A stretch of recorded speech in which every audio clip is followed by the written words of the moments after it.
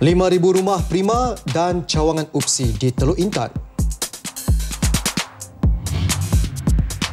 Lapangan terbang kedua Kedah pacu ekonomi negeri.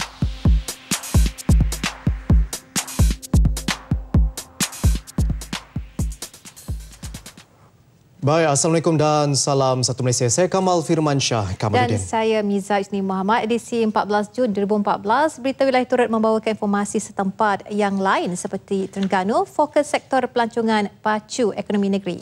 Dan tidak ketinggalan, El Nino tidak jejas penanaman padi di Kedah. Baik, kita terus saja ke perkembangan semasa yang mendapat tempat pada hari ini. Baik, saudara, Seri Paduka Baginda yang di-Pertuan Agong Tuanku Abdul Halim Ibni Almarhum Sultan Malaysia hari ini berkenan mencemarduli merasmikan Festival Bunga dan Taman Putrajaya Floria Putrajaya 2014.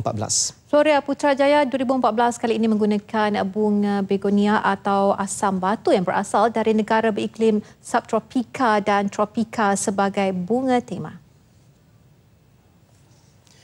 Pada majlis sama, Tuanku Abdul Halim turut berkenan melawat tapak pameran di festival tersebut diiringi Raja Permaisuri Agong Tuanku Hajah Haminah, Menteri Wilayah Persekutuan Datuk Seri Tengku Adnan Tengku Mansur serta Pengerusi Perbadanan Putrajaya Tan Sri Asih Cik Mat. Menggunakan tapak baru dan kekal di Presin 4 Putrajaya, ia usaha dan komitmen tinggi Kementerian Wilayah Persekutuan serta Perbadanan Putrajaya meletakkan Putrajaya sebagai salah satu destinasi dalam kalender Festival Bunga-Bungaan sedunia. Festival kali ini turut disertai 37 orang pereka bentuk taman dan penyusun bunga antarabangsa dari 22 buah negara termasuk Amerika Syarikat, Jerman, Perancis, Rusia dan Sepanyol. Perdana Menteri Datuk Seri Najib Tun Razak hari ini mengumumkan beberapa inisiatif bagi pembangunan Teluk Intan termasuk pembinaan 5,000 unit rumah di bawah program Perumahan Rakyat Satu Malaysia Prima serta penubuhan cawangan Universiti Pendidikan Sultan Idris UPSI. Dan ia sebagai memenuhi manifesto Barisan Nasional BN pada Pilihan Raya Kerja PRK Parlimen Teluk Intan dan beliau turut mengumumkan peruntukan sebanyak RM5 juta bagi projek pembangunan di kawasan berkenaan. Perdana Menteri Datuk Seri Najib Tun Razak berkata, BN berpegang kepada prinsip menepati janji dan menepati harapan rakyat. Malah prinsip itu turut mendapat pengiktirafan pemimpin kuasa-kuasa besar dunia. Pemimpin-pemimpin kita dah tahu, dah mendahului zaman. We are ahead of our time. Sebab kita recognize, kita iktiraf. Masa depan negara kita hanya akan terselamat kalau ada konsep perkongsian kuasa dan Barisan Nasional menjadi pelupur pada konsep perkongsian kuasa yang negara-negara lain tak mampu ikut apa yang telah dilakukan oleh Barisan Nasional.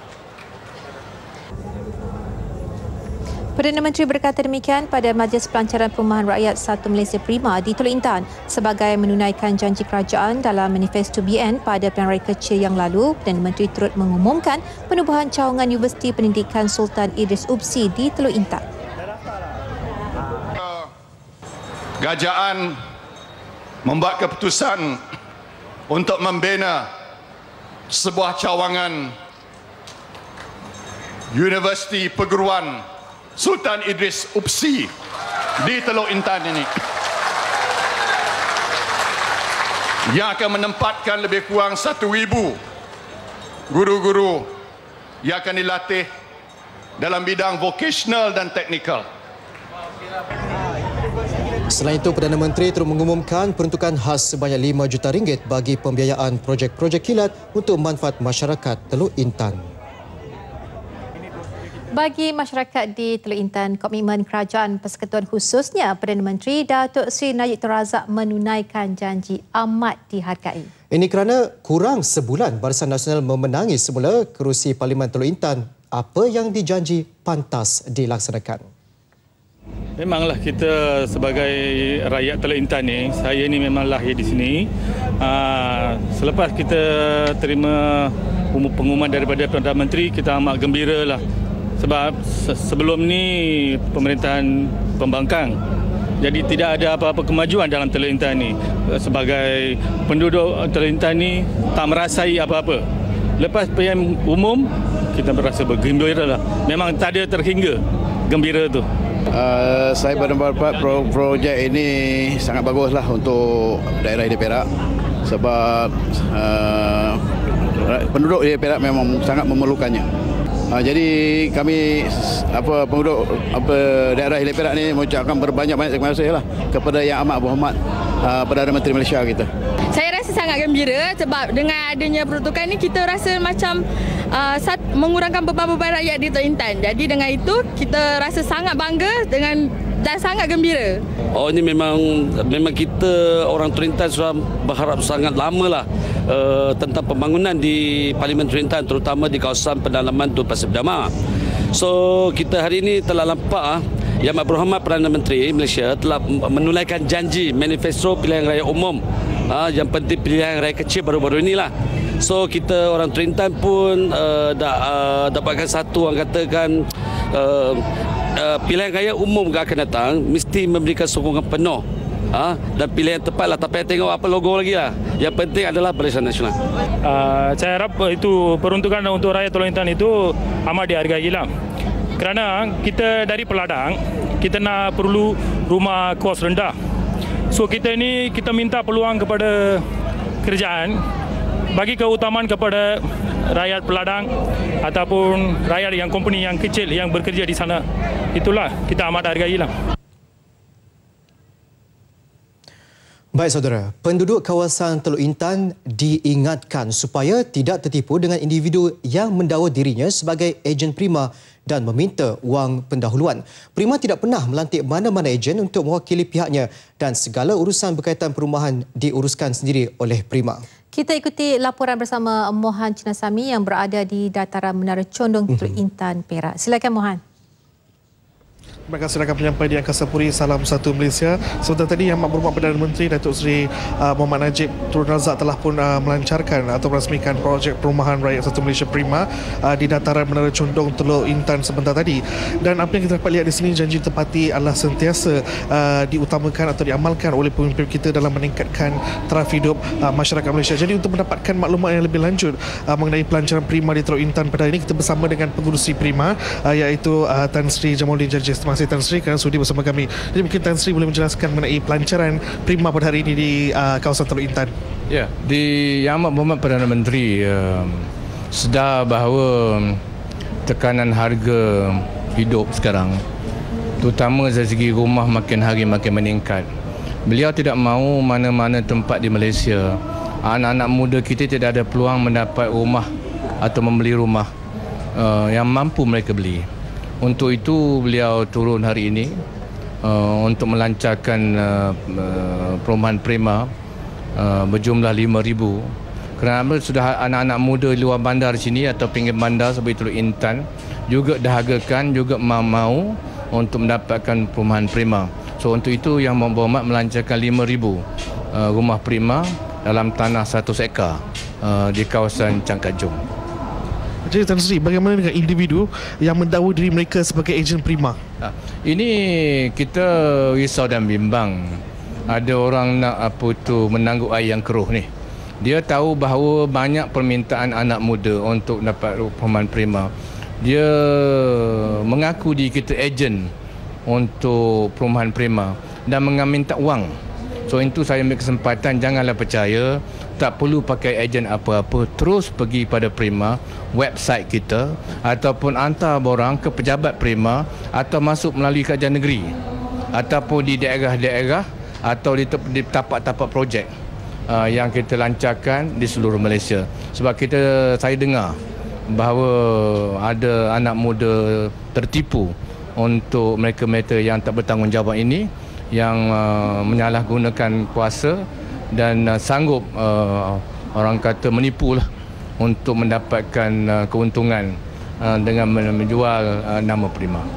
Terima kasih Tan Sri. Begitulah penjelasan pengurusi Prima Tan Sri Jamaluddin Jarjis, dan diingatkan kepada semua masyarakat di sekitar Teluk Intan ini supaya jangan tertipu dengan ejen yang mendakwa diri mereka sebagai ejen Prima. Sekian saja laporan yang saya dapat kongsikan bersama anda. Kita kembali semula ke Angkasa Puri. Silakan. Terima kasih, Mohan.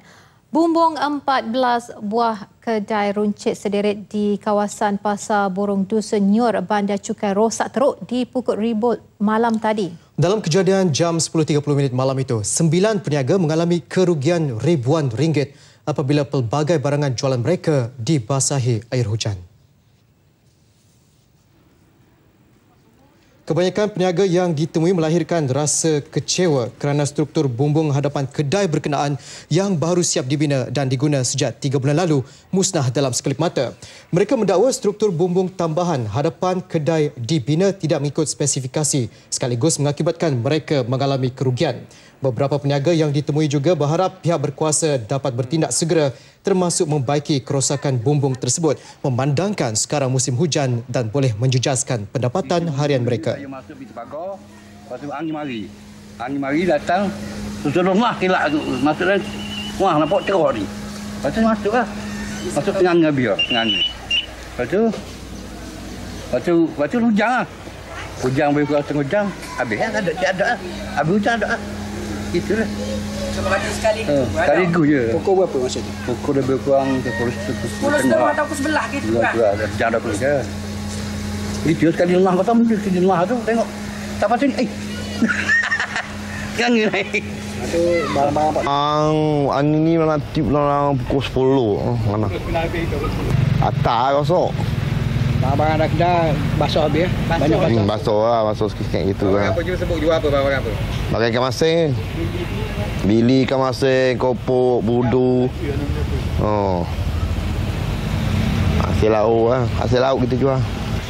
Saya minta bagi pihak yang berkenaan mempercepatkan inilah baiki bumbung yang dilanda apa bencana ni. Kalau hujan nanti barang banyak rosak. Para peniaga juga berharap pembinaan semula bumbung berkenaan dapat dibuat menggunakan bahan binaan yang lebih kukuh agar kejadian tidak berulang. Tinjauan RTM mendapati premis yang rosak membabitkan kedai menjual barangan runcit, hasil laut kering dan kedai menjual alatan plastik. Fenomena El Nino yang dijangka melanda negara ini dalam tempoh terdekat dijangka tidak akan memberi kesan terhadap aktiviti penanaman padi di Kedah. Sebaliknya, aktiviti penanaman padi berjalan seperti biasa mengikut jadual yang telah ditetapkan. Pengerusi Jadualkuasa Pembangunan Wanita, Kebajikan Masyarakat, Pertanian dan Asas Tani dan Pembangunan Usahawan Negeri Kedah, Datuk Suraya Yaakob berkata ini kerana bekalan air di 4 buah empangan di negeri itu cukup untuk menampung keperluan tersebut. Nino itu tidak akan memberi kesan yang besar kepada negeri Kedah. Kerana kita mempunyai water reserve yang cukup tinggi, tempat reserve water yang tinggi. Jadi kita setakat hari ini masa taklimat kita diberikan tu kita tidak akan ada impak besar kepada kita. Para petani tidak perlu gusar sama ada meneruskan aktiviti penanaman padi atau menghentikannya untuk seketika. Datuk Suraya bercakap kepada pemberita selepas merasmikan Pasar Nelayan Kuala Kuar di Jerlun. Dalam perkembangan lain, beliau berkata Lembaga Kemajuan Ikan Malaysia LKIM telah dan akan membina 10 buah jeti pendaratan ikan yang baru di negeri itu tahun ini. Ia melibatkan peruntukan keseluruhan berjumlah RM2 juta.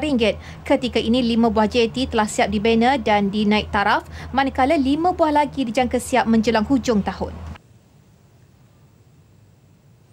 Sektor pelancongan Terengganu yang semakin berkembang bakal menjadi semakin penting untuk menjana pendapatan negeri. Dan ini kerana kerajaan negeri berusaha mengurangkan kebergantungan kepada hasil gas dan petroleum yang mungkin berkurangan sumbernya pada masa akan datang. Menurut Menteri Besar Terengganu Dato' Ahmad Razif Abdul Rahman, kepelbagaian produk pelancongan serta lokasi menarik di Terengganu menjadi teras utama hala tuju pembangunan sektor tersebut dalam merealisasikan sektor pelancongan yang mampu menjana pendapatan kerajaan negeri. Dato' Ahmad Razif merasmikan Temasya Pantai Timur Citra Warna Rasa Terengganu di Pantai Batu Buruk, Kuala Terengganu. Beliau berkata pelaksanaan program dan aktiviti sepanjang masa meletakkan nama Terengganu di persada dunia yang sekaligus menarik pelancong luar. Pelbagai acara dan program diadakan sempena Tamasya Pantai Timur anjuran Kerajaan Negeri bersama Jabatan Kebudayaan dan Kesenian Negara serta pejabat Kementerian Pelancongan dan Kebudayaan negeri itu. Antara objektifnya memberi peluang kepada penggiat seni dan masyarakat umum menyertai dan menghayati kebudayaan kesenian serta warisan negeri Pantai Timur. Selain itu, ia turut memberi peluang usahawan kraftangan, makanan tradisional, pengangkutan dan perkhidmatan bagi membantu taraf sosioekonomi masyarakat setempat.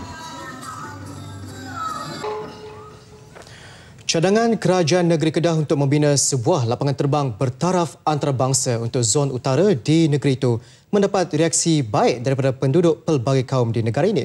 Bagi mereka, selain mampu merancakkan pertumbuhan ekonomi penduduk setempat, ia juga memberi kemudahan kepada pelancong domestik dan antarabangsa.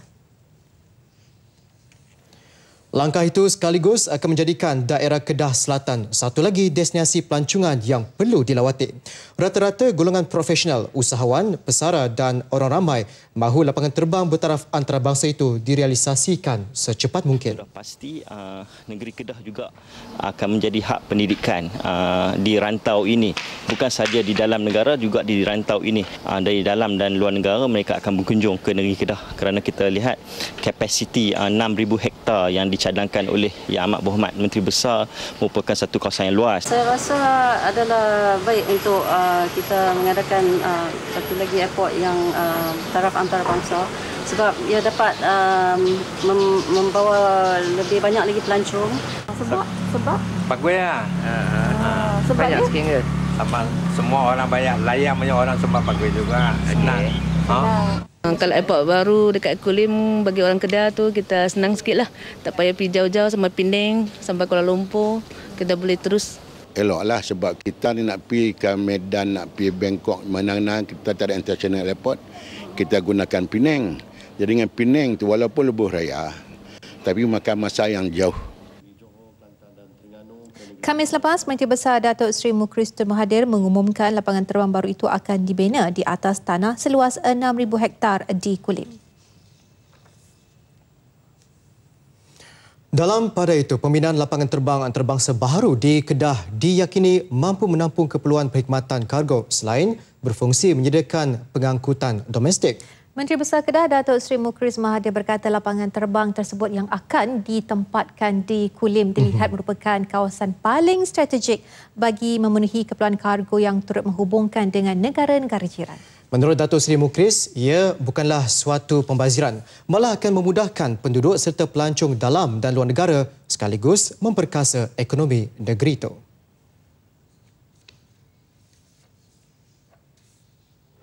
Zon utara yang mengandungi Perlis, Kedah, Pulau Pinang dan mungkin belah utara Perak memerlukan satu lapangan terbang antarabangsa selain daripada Pulau Pinang untuk tujuan penumpang dan juga kargo. Malangnya lapangan terbang antarabangsa yang terletak di Kedah pada waktu ini adalah di Pulau Langkawi. Jadi ianya hanya tertumpu kepada pelancong, tidak banyak kepada kargo. Beliau ditemui selepas melancarkan Pesta Kedah 2014 di Tasik Titi Wangsa di Ibu Negara. Pesta Kedah yang julung kali diadakan bertujuan mempromosi produk negeri Kedah kepada masyarakat dan pelancong asing selain menjadi medan untuk mengumpulkan rakyat Kedah di perantauan. Kenyataan Ketua Menteri Pulau Pinang Lim Guan Eng berhubung cadangan Kerajaan Negeri Kedah mahu membina lapangan terbang kedua tidak sesuai dari segi ekonomi disanggah. Sebaliknya, cadangan tersebut bakal memberi impak positif terhadap pertumbuhan ekonomi yang lebih pesat, terutama sektor perniagaan dan keusahawanan kawasan setempat. Pengerusi Jawatan Kuasa Pembangunan Wanita Kebajikan Masyarakat, Pertanian Asas Tani dan Pembangunan Usahawan Negeri Kedah, Datuk Suraya Yaakob berkata, kemasukan pelabur asing melalui lapangan terbang tersebut akan meningkat sekaligus membolehkan usahawan tempatan melebarkan sayap perniagaan masing-masing. Usahawan tempatan juga boleh mewujudkan kerjasama yang lebih kondusif dan strategik dengan pelabur asing. Memerlukan sesuatu pembangunan yang boleh membawa perubahan besar kepada rakyat. Dan lapangan terbang antara antarabangsa ini antara perkara yang boleh menjadi catalyst ataupun perubah kepada keseluruhan landscape negeri Kedah. Datuk Seri bercakap kepada pemberita selepas merasmikan Pasar Nelayan Kuala Kuar di Jerlun 2 hari lalu. Menteri Besar Kedah, Datuk Seri Mukris Tun Mahathir mengemukakan cadangan untuk membina sebuah lapangan terbang bertaraf antarabangsa di negeri itu. Kerajaan negeri menawarkan tanah seluas 6,000 hektar di Kulim bagi tujuan itu. Katanya lapangan terbang baharu itu merupakan alternatif kepada lapangan terbang antarabangsa Bayan Lepas Pulau Pinang yang dijangka tidak mampu menampung permintaan yang semakin meningkat dalam tempoh beberapa tahun akan datang. Pinewood Iskandar Malaysia Studio PIMS akan meningkatkan lagi pelaburannya di Nusajaya. Ia bagi menarik lebih ramai syarikat penerbitan antarabangsa membuat penggambaran filem di studio berkenaan. Pengarah PIMS Datuk Muhammad Badli Shah Ghazali berkata, dengan keluasan 100,000 kaki persegi pentas filem dan 24,000 kaki persegi studio televisyen sedia ada, tidak akan mampu menampung penggambaran selepas 5 tahun. Justru itu, lebih banyak kemudahan dalam bidang teknologi penggambaran akan ditambah dalam tempoh terdekat. Ini kan perancangan pun adalah dibuat untuk melihat pelaburan tambahan. Ya, insya-Allah ada tanah lagi ya to expand. Why? Because the funnel is very strong. Menjunjung setinggi-tinggi kasih. Beliau berkata demikian selepas majlis perasmian Pinewood Iskandar Malaysia Studio oleh Sultan Johor Sultan Ibrahim Sultan Iskandar di Nusajaya. Turut hadir Menteri Besar Johor Datuk Seri Muhammad Khalid Nordin, Pengarah Urusan Khazanah Nasional Berhad Tan Sri Azman Mokhtar dan Tan Sri Michelle Yeoh selaku ahli lembaga pengarah PIMS. Sementara itu dengan kos sebanyak RM550 juta, studio terbesar di Asia Tenggara itu turut dilengkapi dengan pentas filem, studio televisyen, bilik persalinan, persolikan dan ruang pejabat di tapak seluas hampir 13 hektar. Peruntukan lebih RM330,000 disediakan untuk menyediakan gelanggang futsal di Pusat Transformasi Luar Bandar RTC Tunjung, Kota Baru. Dan ia sebagai platform bagi golongan belia untuk beriadah dan menjalin hubungan silaturahim di samping mengisi masa terluang daripada terjebak dengan aktiviti tidak bermoral. Peruntukan disediakan Kerajaan Persekutuan melalui Jabatan Pembangunan Persekutuan JPP Kelantan. Pengarah JPP Kelantan, Datuk Makhtar Mustafa berkata, projek di bawah Unit Penyelarasan Pelaksanaan ICU Jabatan Perdana Menteri ini disediakan bagi manfaat orang ramai, khususnya golongan belia di sekitar kawasan itu. Kewujudannya juga selaras dengan hasrat kerajaan untuk merakyatkan sukan dan langkah tepat memandangkan RTC Tunjung antara yang terbaik di negara ini. Salah satu daripada gelanggang-gelanggang yang telah kita buat di seluruh negeri Kelantan, dan ini merupakan salah satu daripada gelanggang yang agak cantik, saya lihat cantik dan mengikut spesifikasi yang telah ditetapkan oleh pihak futsal, standard futsal punya standard. Beliau memberitahu pemberita selepas majlis penyerahan gelanggang futsal RTC Kelantan kepada Pengarah Fama Wilayah Timur Muhammad Arifin Awang di Tunjung, Kota Baru. Dalam pada itu, menurut Muhammad Arifin, dengan adanya 4 tempat riadah tersebut, RTC Tunjung kini lengkap dengan pelbagai prasarana yang mampu menarik lebih ramai pengunjung ke situ. Dan ini termasuk kemudahan surau, medan selera tandas, kawasan letak kereta yang luas serta menjadi one-stop center untuk orang ramai mendapatkan perkhidmatan disediakan kerajaan, swasta dan aktiviti perniagaan lain.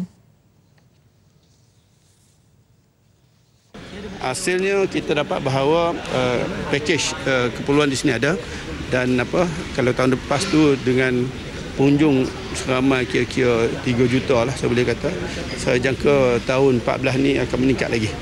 Sekurang-kurangnya daripada 3 menjadi 4 juta. Menurut Muhammad Arifin, Kementerian Industri Asas Tani juga telah meluluskan peruntukan untuk membina sebuah kafeteria bagi menggantikan medan selera sedia ada. Semua ketua jabatan di negeri Melaka perlu memainkan peranan untuk memastikan pelaksanaan teknologi hijau berjalan lancar. Ini kerana bangunan kerajaan yang bakal dibangunkan kelak akan mengikut kriteria syarat-syarat hijau yang telah ditetapkan. Exko Pelajaran Pengajian Tinggi Sains dan Teknologi Hijau dan Inovasi Negeri Datuk Mat Yunus Husin berkata, ketua-ketua jabatan perlu turut memberi kerjasama dengan kerajaan negeri. Jadi kalau pihak berketempatan, pegawai dan juga Jabatan Teknikal kurang memahami akan keperluan teknologi hijau ini, maka sudah tentulah hasrat kerajaan untuk memastikan bangunan yang baru ini dapat dibangunkan mengikut kriteria syarat-syarat hijau yang telah ditetapkan. Jadi pengetahuan kerjasama daripada ketua jabatan itu amat penting sekali. Beliau berkata demikian selepas merasmikan Karnival Teknologi Hijau Negeri Melaka di Taman Rempah. Ujar Datuk Mat Yunus lagi, Ketua Jabatan perlu jelas tentang pelaksanaan teknologi hijau yang diwar-warkan kerajaan negeri. Malah kerajaan negeri juga akan memperluaskan peranan berkenaan kepada pemimpin masyarakat lain. Pengguna Twitter @YouTube Stevie Chan tampil memberikan keterangan kepada Suruhanjaya Komunikasi dan Multimedia Malaysia MCMC hari ini berhubung komen-komen menghina terhadap institusi beraja, khususnya berhubung kemangkatan Duli Yang Maha Mulia Paduka Seri Sultan Perak almarhum Sultan Azlan Shah baru-baru ini. Individu berkenan hadir ke pejabat MCMC di Cyberjaya ditemani peguamnya dan memberi keterangan selama 3 jam. Sesi itu menyusul sehari selepas MCMC menjalankan penyiasatan bersama dengan Jabatan Siasatan Jenayah Komersial Polis Diraja Malaysia PDRM Bukit Aman terhadap individu berkenaan di rumahnya di Kuala Lumpur. Beberapa kelengkapan atau peranti komunikasi miliknya turut disita bagi membantu siasatan. MCMC menggesa mana-mana pihak yang mempunyai maklumat mengenai individu-individu yang menghina institusi beraja di media sosial untuk tampil memberikan maklumat. Hasil pemeriksaan dan pemantauan Pejabat Perdagangan Dalam Negeri Koperasi Kepenggunaan Negeri Sembilan PDNKKNS mendapati mihun cap masjid tidak terdapat dalam pasaran negeri itu. Menurut Pengerusi Jawatan Kuasa Bertindak Kemudahan Awam, Alam Sekitar, Koperasi dan Kepenggunaan Negeri Sembilan, Datu Abu Ubaidah Datu Reza, setakat ini pihaknya masih belum mengesan penjualan mihun jenis itu di kedai runcit atau pasaraya. Negeri Sembilan tidak ada tangkapan dengan yang apa ni. Kita pun dah siasat, dah cek. Kabinet siasat cek kedai-kedai itu, supermarket, hypermarket semua. Sekarang alhamdulillah tak ada apa-apa. Cop tu tak ada. Cop tak ada. Cop masjid tak ada. Negeri Sembilan ni tak ada. Ujarnya pemantauan tersebut berikutan bihun istimewa cap masjid keluaran sebuah kilang di Negeri Sembilan tidak mempunyai sijil halal yang sah. Tambahnya, PDNKK Negeri sentiasa memantau setiap kedai atau pasaraya untuk memeriksa bekalan makanan agar mempunyai tanda halal yang sah. Dalam pada itu, skuad pengguna Negeri Sembilan dilancarkan bagi membantu pihak penguatkuasa PDNKK Negeri memantau harga barangan. Seramai 300 orang terdiri daripada belia menyertai skuad pengguna tersebut. Dato' Abu Ubaidah ditemui dalam sidang media selepas majlis pelancaran skuad pengguna Negeri Sembilan di Stadium Mini Kuala Pilah. Bahagian Penguatkuasa Jabatan Imigresen Kelantan menahan 93 pendatang tanpa izin parti atas pelbagai kesalahan dalam operasi di 3 lokasi berasingan di sekitar bandar Kota Baru. Dan ia merupakan tangkapan terbesar tahun ini di negeri itu. Paling ramai ditahan ialah warga negara Myanmar iaitu 70 orang, lain-lain ialah warga Kemboja, Bangladesh, Indonesia, Pakistan dan Vietnam. Maknanya kalau jumlah tangkapan sebanyak 93 orang semuanya. Ini merupakan tangkapan terbesar kita lah untuk setakat tahun ni, pertengahan tahun ni. Kesemua parti berusia antara 18 hingga 60 tahun bekerja dalam pelbagai sektor terutama sebagai buruh binaan. Operasi yang bermula jam 8 pagi itu melibatkan 29 pegawai yang melakukan pemeriksaan serentak terhadap 200 orang yang ketika itu keluar membeli barang-barang keperluan pada setiap hari Minggu. Hasil pemeriksaan mendapati mereka tidak memiliki dokumen perjalanan yang sah, dokumen perjalanan tamat tempoh dan menyalahguna pas lawatan. Siasatan akan dilakukan mengikut Seksyen 39-B Peraturan Immigration 1963, Seksyen 15-1-C Akta Immigration 1959-1963 dan Seksyen 6-1-C.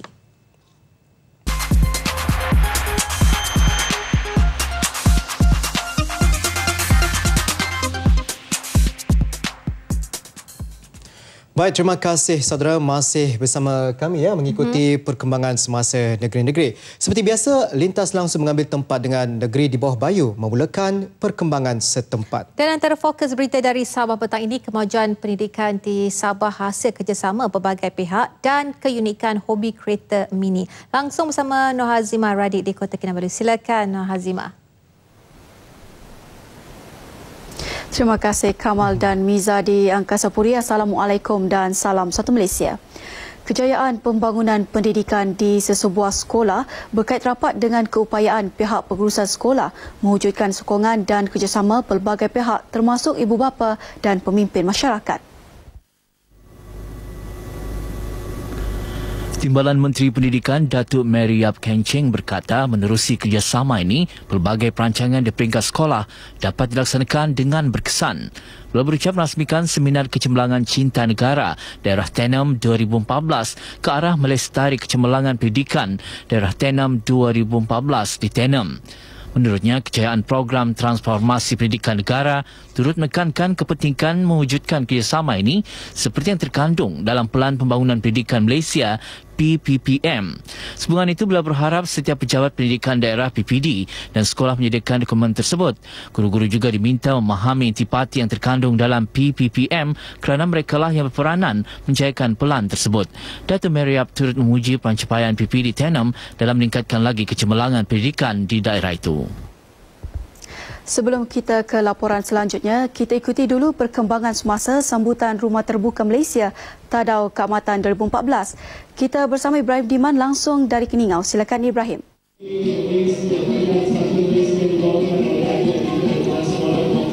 Terima kasih Nur Hazimah di Kota Kinabalu. Saudara sudah mula hiruk pikuk keadaan di Kompleks Sukan Keningau ini sempena dengan sambutan Rumah Terbuka Malaysia Tadau Keamatan 2014. Beberapa acara telah masih lagi dilangsungkan bermula pukul 5 petang tadi di hadapan ataupun di Padang, kawasan Padang ketika ini. Beberapa acara persembahan singkat di kawasan Padang dilangsungkan, juga ada beberapa persembahan di pentas utama, dan inilah tanda permulaan bagi pelancaran sambutan Rumah Terbuka Malaysia Tadau Keamatan 2014 yang kali keduanya dilangsungkan di daerah Keningau ini. Baiklah, untuk mengetahui lebih lanjut mengenai dengan signifikan dan juga kelancaran sambutan pada kali ini, kita bersama dengan pegawai daerah Keningau yang turut sama pada petang ini, iaitu Tuan Haji Yusuf Haji Osman, untuk kita bersama dengan beliau seketika. Jadi signifikannya kepada penduduk khususnya di daerah Keningau ini, kali kedua dijadikan lokasi sambutan Rumah Terbuka Malaysia Tadau Keamatan.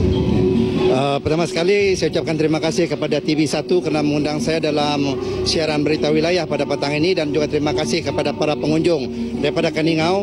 Signifikan kenapa Keningau dipilih bagi kali kedua sudah tentu kerana kerjayaannya dilaksanakan pada tahun 2012 dan seterusnya untuk memudahkan pengumpulan masyarakat daripada Kedazan, Murud dan Dusun ini mudah untuk kita perolehi dari kawasan Keningau, terutama daripada sebelah Tenom, Napawan, Sok dan Tembunan.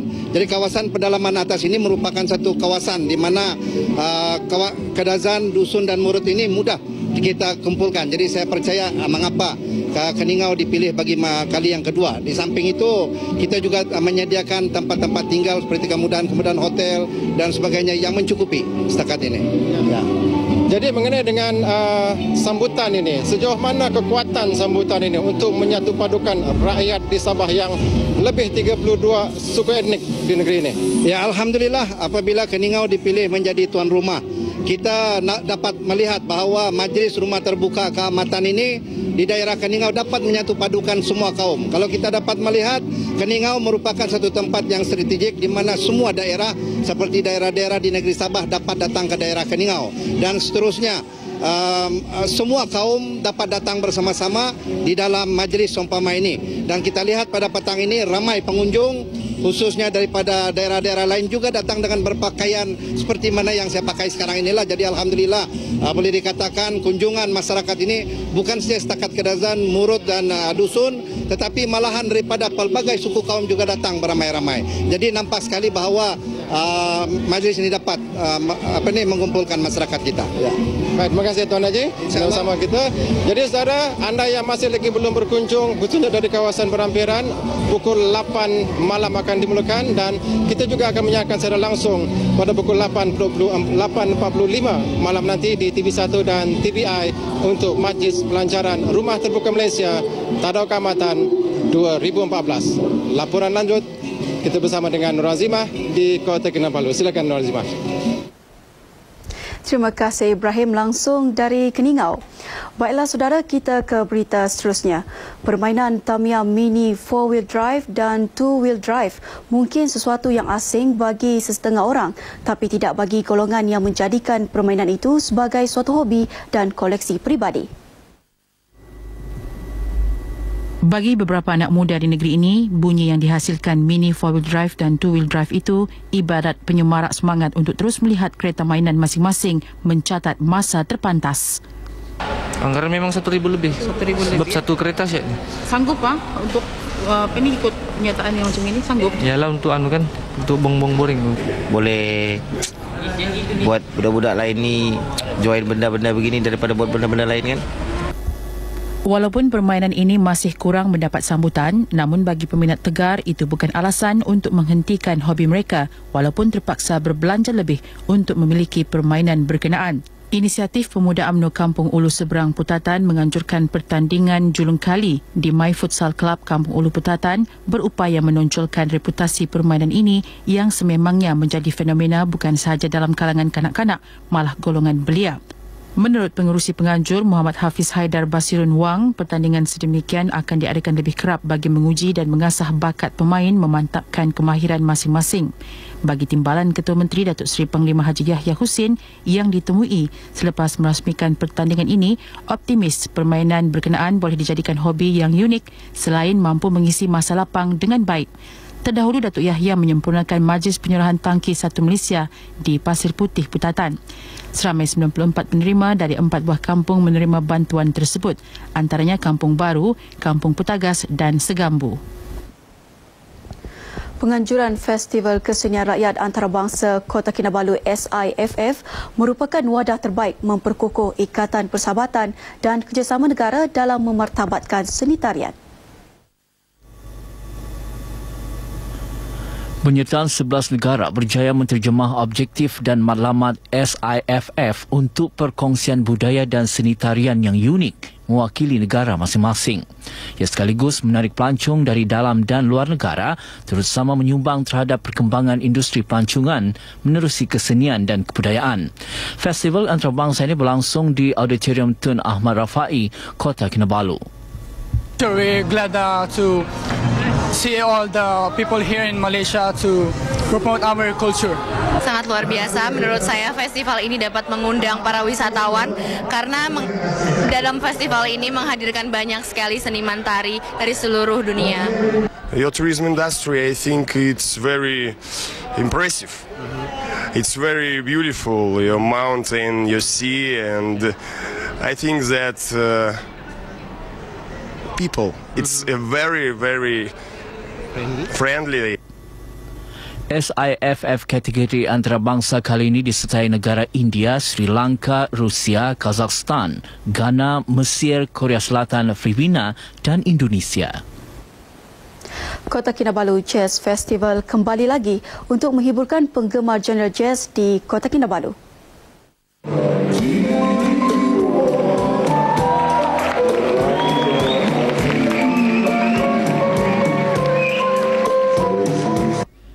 Festival yang memasuki edisi ke-8 tahun ini menampilkan persembahan 80 pemuzik dan penyanyi jazz dari dalam dan luar negara termasuk Itali, Jepun, Indonesia dan Cuba. Anjuran Kelab Rotary Kota Kinabalu dan Society of Performing Arts Kota Kinabalu, festival ini merupakan acara kutipan dana bagi melaksanakan pelbagai projek komuniti luar bandar termasuk membekalkan air bersih di kawasan pedalaman. Festival yang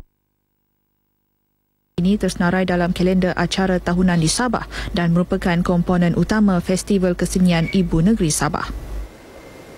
Dengan itu, sekian berita dari Kota Kinabalu. Kembali ke Angkasa Puri bersama Kamal dan Miza. Silakan. Baik, terima kasih Nur Hazimah dengan perkembangan langsung dari Sabah itu sebentar tadi.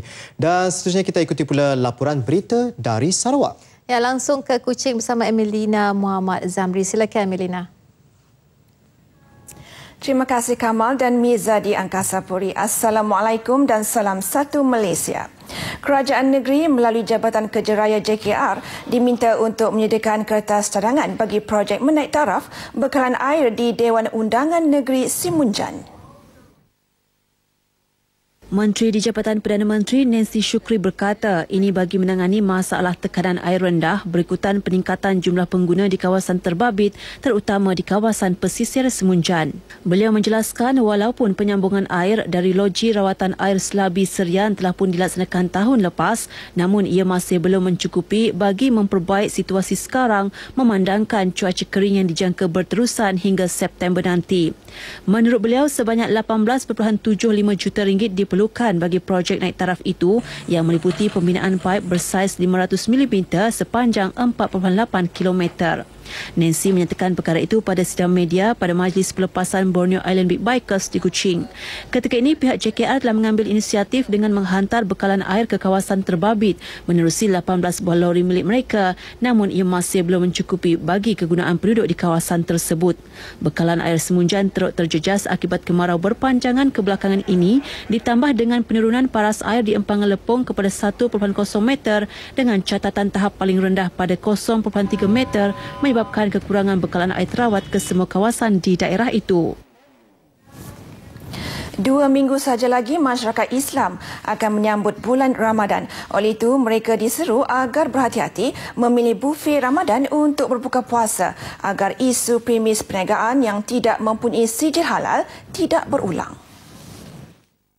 Ini saya nak jelaskan, kita hendak kesedaran juga untuk masyarakat Islam. Terutama sekali tak lama lagi akan menyambut bulan Ramadan Al-Mubarak. Kita hendak mereka ini sedar peka tentang halal ini.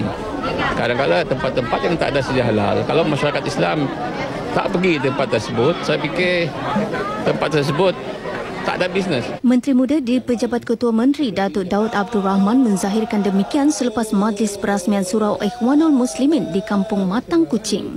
Menjawab dakwaan mengenai isu hidangan sup kaki khinzir, pihaknya telah mengambil contoh tersebut untuk dikaji dan memerlukan masa seminggu untuk mendapat jawapan. Menurut Datuk Daud, walaupun ia daging lembu tetapi tempat tersebut tidak mempunyai sijil halal dan pihak pengurusan premis telah dinasihatkan beberapa kali untuk memohon sijil halal. Terdahulu dalam ucapannya, beliau menyarankan agar masyarakat Islam memanfaatkan surau atau masjid sebagai wadah penyatuan ummah selain tempat beribadah. Surau Ikhwanul Muslimin telah siap sepenuhnya pada bulan Ogos 2011 yang menelan belanja sebanyak RM23,100. Gejala penyakit tidak berjangkit di negeri ini semakin membimbangkan saban tahun berikutan sikap masyarakat kini yang tidak mengamalkan gaya hidup yang sihat. Menteri Muda Kesihatan Awam Datuk Dr. Jerip Susil berkata, penyakit kronik seperti sakit jantung, kencing manis dan darah tinggi yang tampak sudah sinonim dengan masyarakat jelas memaparkan sikap masyarakat yang kurang prihatin terhadap gaya hidup sihat. Baginya, kerajaan memandang serius perkara ini kerana jika dibiarkan akan menjejaskan pembangunan modal insan berkualiti sekiranya ramai rakyat menghidap penyakit kronik. Yeah, I think it's getting more now because that's why we see more and more of diabetic cases and we see more and more of hypertensive cases even in young patients of diabetes as well. Walaupun tidak menyatakan jumlah pengidap penyakit tersebut, namun usaha mempromosi gaya hidup sihat akan terus dipertingkatkan. Dr. Jerip berkata demikian kepada media selepas merasmikan kem sihat dekat klinik kesihatan Beraang Bayuh dekat Pedawan. Oleh itu, beliau berharap masyarakat akan memanfaatkan kemudahan tersebut untuk membuat pemeriksaan kesihatan. Sementara itu, pengamal perkhidmatan kesihatan mental dan pihak media mempunyai tanggungjawab penting dalam memberi pendedahan positif kepada masyarakat umum mengenai masalah kesihatan mental yang sering disalahanggap dan merupakan salah satu stigma perubatan psikiatri di negara ini. Menurut Menteri Muda Kesihatan Awam Sarawak, Datuk Dr. Jerip Susil, persepsi negatif tersebut disebabkan oleh kurangnya pengetahuan dan pendedahan mengenai masalah kesihatan mental yang secara umumnya masih diselubungi misteri. Tambahnya, stigma ini hanya akan menambah kepada beban sedia ada selain tidak menggalakkan mereka yang mempunyai masalah kesihatan mental untuk muncul ke hadapan bagi menerima rawatan. Datuk Dr. Jerip juga berkata bahawa perkhidmatan psikiatri di Sarawak selama ini terlalu bergantung kepada pakar asing berkontrak.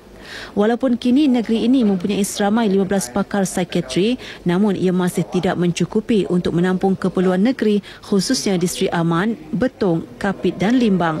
Beliau berharap agar Kementerian Kesihatan Malaysia akan dapat membantu mengatasi kekurangan pakar psikiatri di Sarawak. Datuk Dr. Jerry berucap merasmikan Majlis Jamuan Makan Malam Persidangan Kesihatan Mental Sarawak keempat di Kuching. Persidangan 3 hari ini dihadiri oleh hampir 300 delegasi dari seluruh negara bertujuan bagi membincangkan perkembangan bidang kesihatan mental selain menjadi platform kepada peserta untuk berkongsi pendapat dan pengalaman.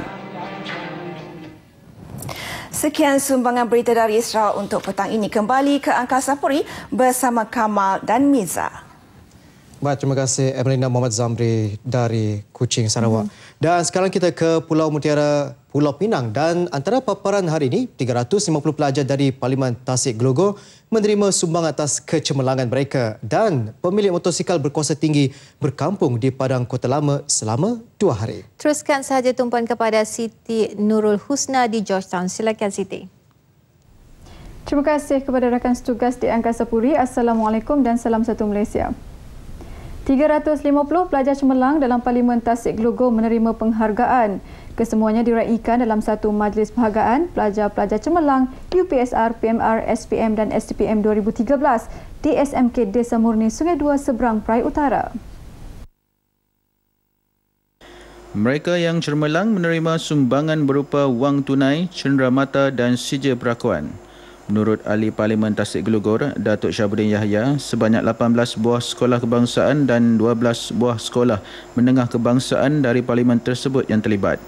Pelajar yang ditemui merasakan rasa syukur atas sumbangan yang diberikan. Saya dapat 5A dalam UPSR. Saya berasa sangat gembira apabila saya dapat datang ke sini. Rahsia saya belajar dengan study smart bukan study hard. Saya akan belajar 2 jam sehari. Saya rasa bersyukur sebab dia orang bagi penghargaan. Dulu saya belajar, saya pergi tuition malam. Siang saya balik terus. Saya bersihkan diri semua, saya terus study. Target untuk SPM nak dapat straight A. Di SPM 2013 saya mendapat 9A+ dan 1A. Saya berasa bersyukur dan berterima kasih kepada guru-guru saya, ibu bapa saya dan rakan-rakan saya yang telah banyak membantu. Selepas ini saya telah mendapat beasiswa Petronas dan akan menyambung pelajaran dalam bidang kejuruteraan kimia di Kanada.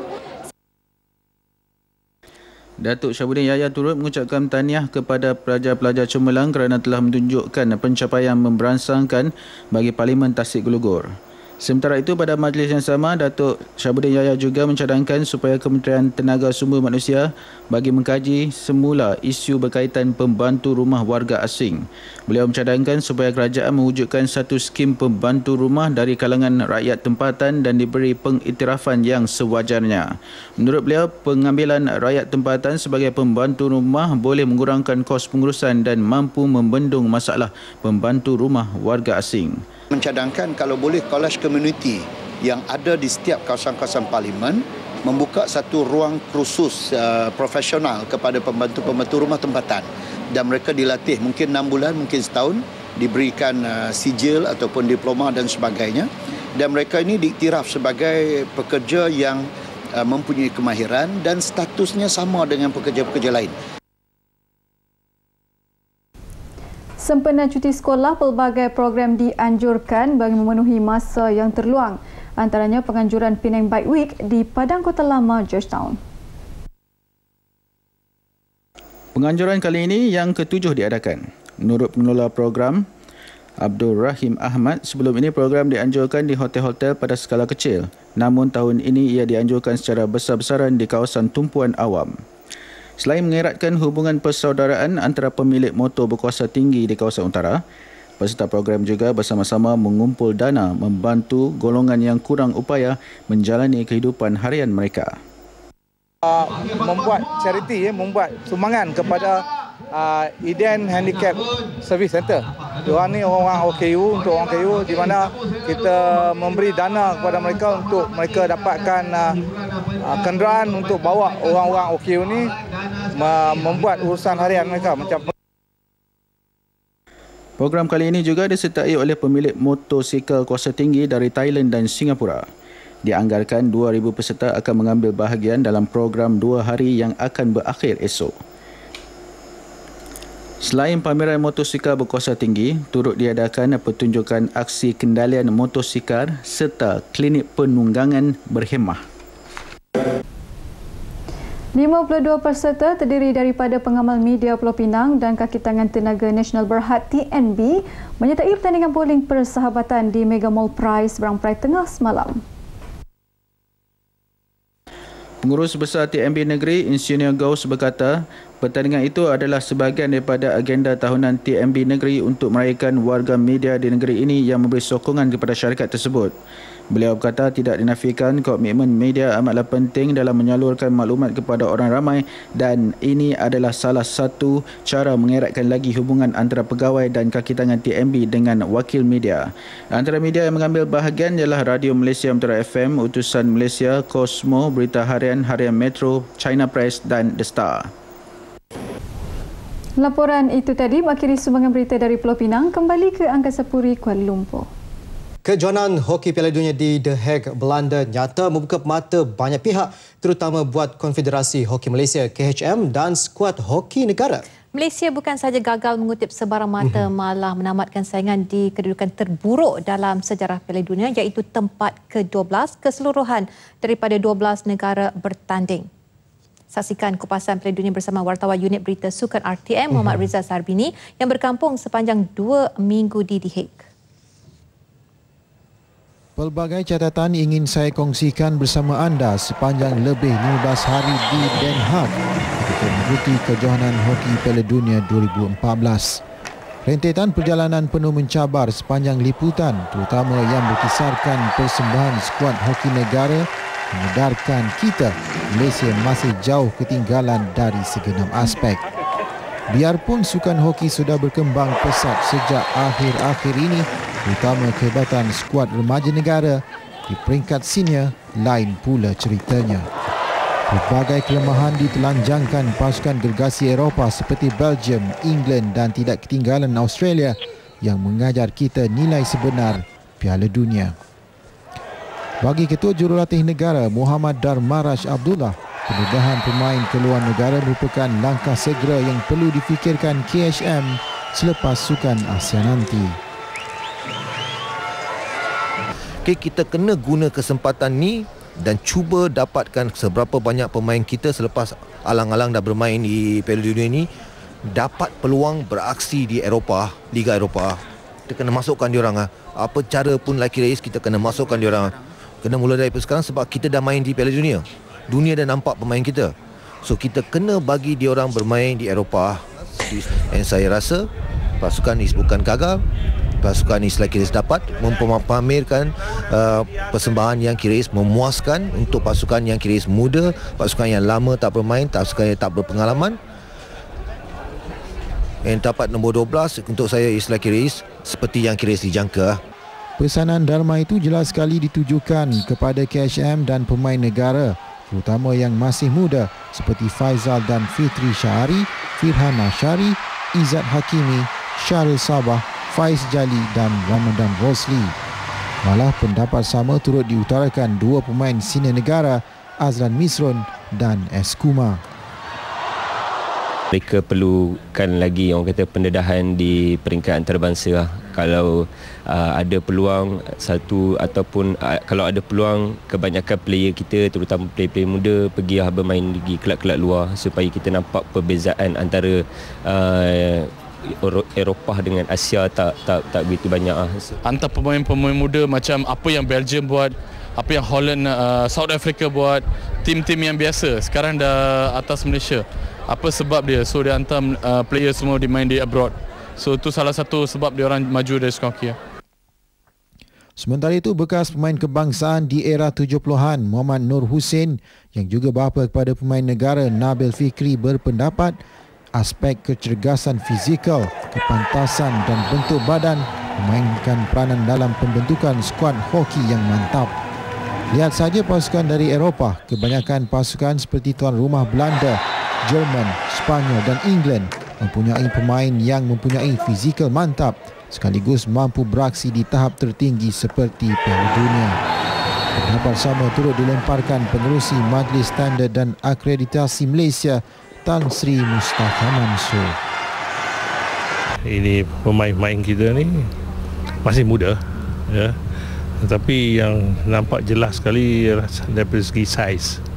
Pemain-pemain kita ni masih tidak standing dengan fizik, ya, fizik pasukan-pasukan lain, sama sekali pasukan-pasukan daripada negara Eropah. Saya dapati walaupun mereka tidak dapat memperbaiki kedudukan yang ke-10 itu, tapi saya rasa pujian patut diberi kepada pemain-pemain hoki Malaysia lah. Kesimpulannya, kejayaan atau kegagalan skuad hoki negara di kejohanan hoki Piala Dunia harus dipikul bersama semua pihak, termasuk Kementerian Belia dan Sukan. Janganlah hanya memuji ketika pasukan mencatat kemenangan, sebaliknya harus terus berada di belakang pasukan sehinggalah pemain yang menyarung jersey negara mampu meraih kejayaan di pentas tertinggi seperti Piala Dunia maupun Sukan Olimpik. Kejohanan hoki Piala Dunia di The Hague, Belanda ini ditutup dengan satu episod yang cukup mendukacitakan buat skuad hoki negara apabila mereka menamatkan kejohanan di tanggal tercorot di kedudukan ke-12. Apapun, skuad bimbingan Muhammad dan Maraj Abdullah bolehlah berbangga kerana mereka sudah pun mempamer persembahan terbaik di tahap mereka kerana rata-rata pasukan yang menyertai Piala Dunia pada kali ini merupakan pasukan bertaraf dunia. Sekian laporan yang sempat saya bawakan sepanjang 2 minggu kejohanan daripada Den Haag ini, dan kita akan berjumpa lagi dalam edisi seterusnya di New Delhi, India. Sampai jumpa lagi. Assalamualaikum. Sekian dari saya. Baik saudara, nampaknya berita wilayah 14 Jun berakhir di sini. Dan sebelum berpisah, kita saksikan kemeriahan Floria 2014 di Putrajaya. Dengan itu, Assalamualaikum dan salam satu Malaysia, berita wilayah. Terus kepada anda.